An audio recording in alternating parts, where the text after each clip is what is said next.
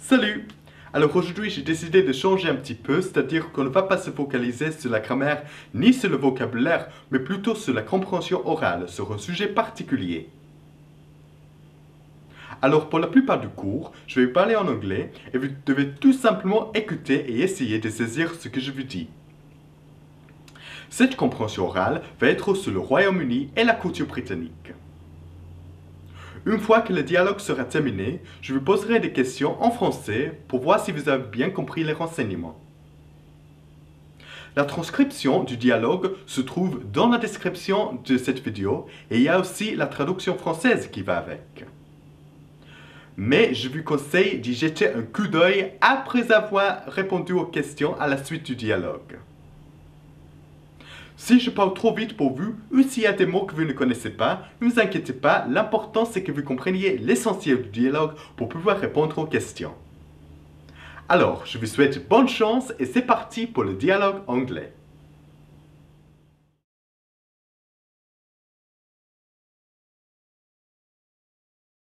The United Kingdom, or the UK, is a country situated in Western Europe. It comprises 4 nations: England, Scotland, Wales and Northern Ireland. Firstly, let us talk about England. England is by far the biggest country of the UK, with a population of just over 50 million. Its capital city is London, which is by population the largest city of the European Union. England is divided up into 9 regions. These regions are further divided up into what are known as counties. By area, the largest county is North Yorkshire. The patron saint of England is St George, and the flag of England features his cross. The English flag consists of a red cross on a white background. The national flower or emblem of England is the rose. Now let us move on to Scotland. Scotland is a nation of the United Kingdom that shares a border with England to the south. Its capital city is Edinburgh, and its patron saint is St Andrew. Although its capital city is Edinburgh, its largest city is Glasgow. The national flower of Scotland is the thistle. The flag of Scotland consists of a white cross on a blue background. Wales is another nation that is part of Great Britain. Its capital city is Cardiff, situated in the south of Wales in the region of South Wales. The patron saint of Wales is St David, and its national emblem is the daffodil. Anglesey is a Welsh island located off the northwest coast of Wales. Almost 3/4 of the inhabitants speak Welsh as their mother tongue.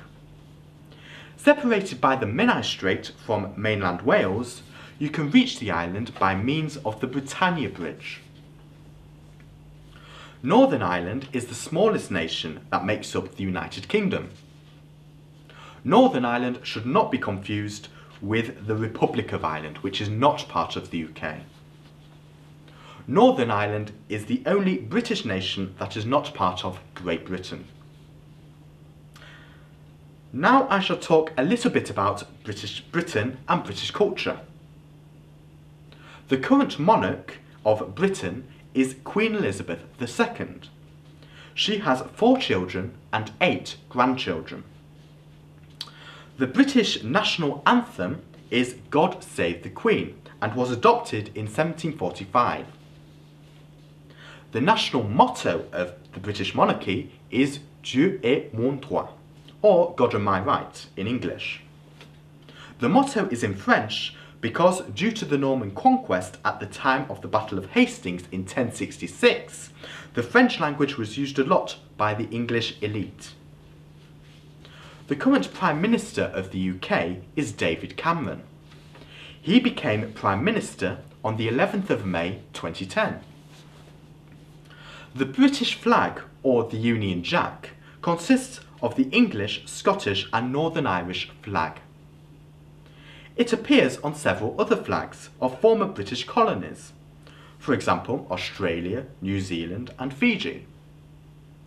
This flag was adopted in 1801.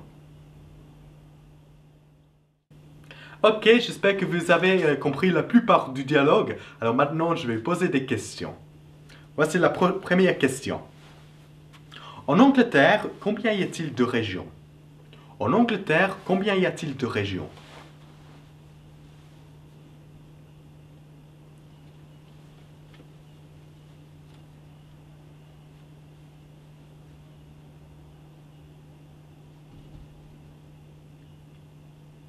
Il y en a 9. Il y en a 9. Voici la prochaine question.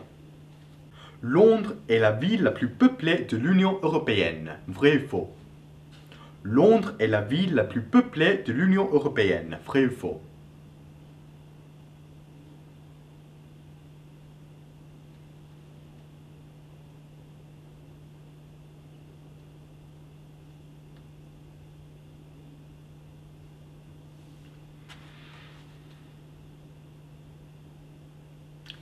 C'est vrai. C'est vrai. Quelle est la plus grande ville d'Écosse? Quelle est la plus grande ville d'Écosse?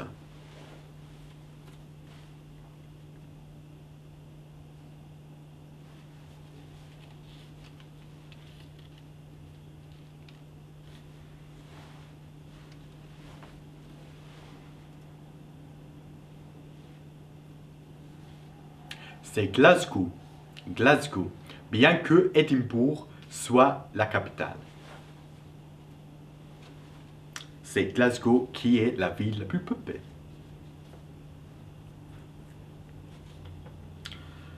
De quelle couleur est la croix sur le drapeau de l'Écosse?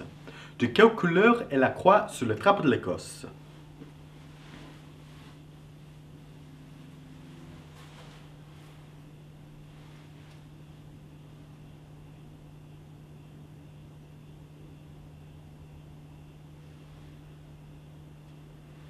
Elle est blanche.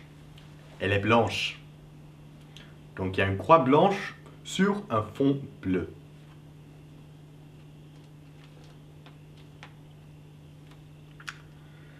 Qui est le saint patron du Pays de Galles? Qui est le saint patron du Pays de Galles?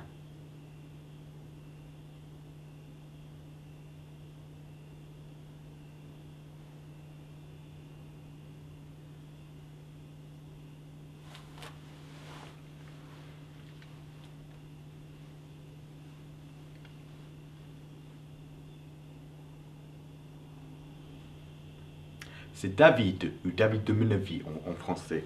C'est David en anglais, donc David.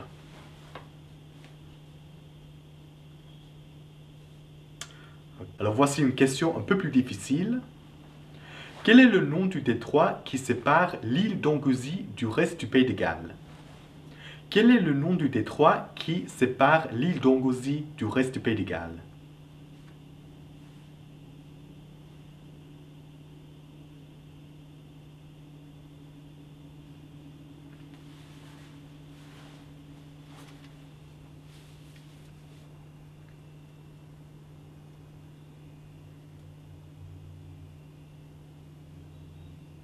Si vous avez répondu le détroit de Menai, bravo, c'est le détroit du Menai.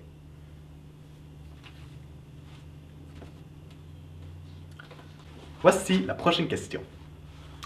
Combien de petits-enfants a la reine d'Angleterre? Combien de petits-enfants a la reine d'Angleterre?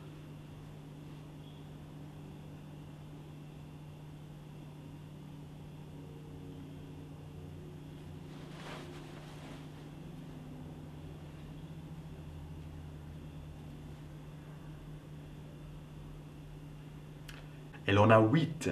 Elle a 4 enfants, mais 8 petits-enfants.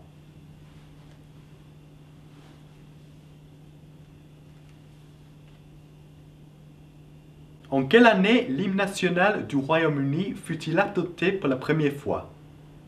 En quelle année l'hymne national du Royaume-Uni fut-il adopté pour la première fois?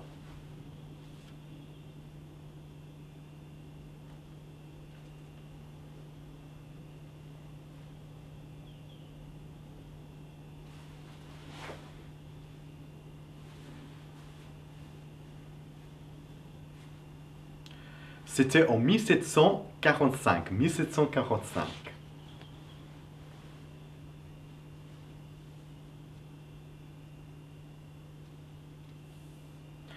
Voici l'avant-dernière question.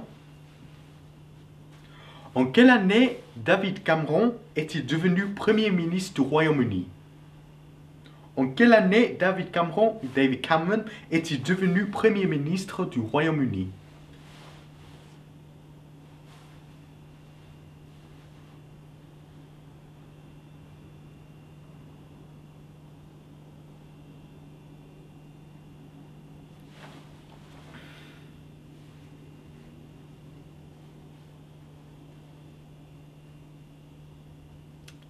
C'était en 2010, le 11 mai 2010. Et la dernière question, de combien de drapeaux se compose le drapeau du Royaume-Uni? De combien de drapeaux se compose le drapeau du Royaume-Uni?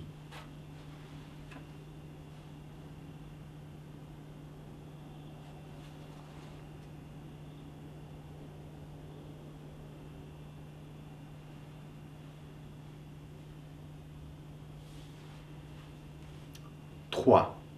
Le drapeau du Royaume-Uni se compose du drapeau de l'Angleterre, du drapeau de l'Écosse et du drapeau de l'Irlande du Nord. Et voilà, je sais que pour certains c'est un exercice un peu difficile et pour d'autres un exercice plutôt facile, mais peu importe votre niveau, j'espère que cet exercice vous a aidé à vous améliorer en compréhension orale. Alors, je vous souhaite bon apprentissage et à la prochaine. See you soon.